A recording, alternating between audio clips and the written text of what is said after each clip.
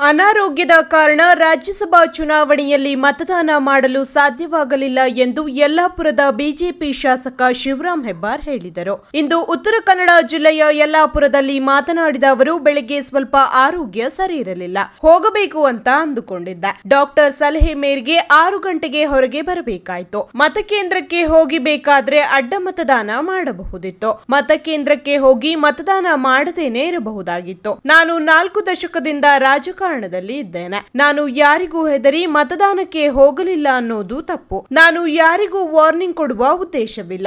ನನ್ನದೇ ಆದ ಅಸಮಾಧಾನ ಇರುವುದು ನಿಜ.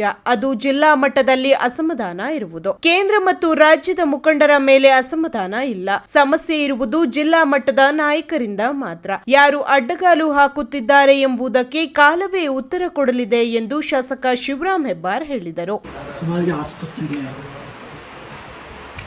ಹೋದಾಗ 5-6 ತಾಸು ಉಳಿಬೇಕು ಅಂತೇಳಿ ಸಲಹೆ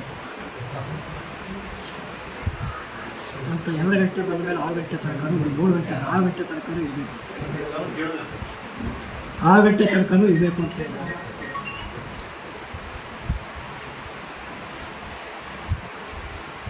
ಮತದಾನದಲ್ಲಿ ಭಾಗವಹಿಸಿದ ಕಾರಣ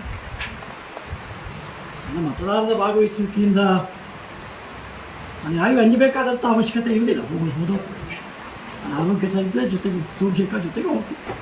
ನನ್ನ ಒಟ್ಟು ನಾ ಮಾಡ್ತಿದ್ದೆ, ಹೋಗೋದು ಅವ್ರು ಮಾಡ್ದಂಗೆ ನಾವು ಮಾಡಬೇಕು ಅಂತೇನಿಲ್ಲ. ನಾನು ಮಾಡ್ದಂಗೆ ನಾವು ಮಾಡಬೇಕು ಅಂತ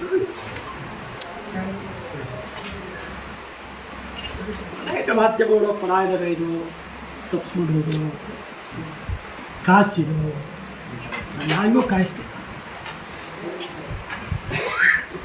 ನನಗೆ ಬರ್ತೇನೆ ಅಂತ ಯಾರಿಗೂ ಸುಳ್ಳು ಹೇಳಿಲ್ಲ.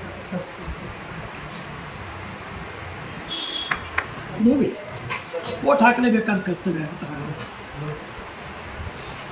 ಇದು ಒಂದು. ನಾನು ಓಟ್ ಹಾಕಿದ್ದಿಂದ JDS ಮತ್ತೊಂದು ಕ್ಯಾಂಡಿಡೇಟ್ ಬಂದು ಹೋಗ್ತಿದ್ದೆ. ಈ ನಿರ್ಣಯ ಯಾಕೆ ತೊಗೊಂಡು ನಮ್ಮ ಪಕ್ಷ 8-9 ಓಟಿನ ಕೊರತೆ ಇದ್ದಾಗ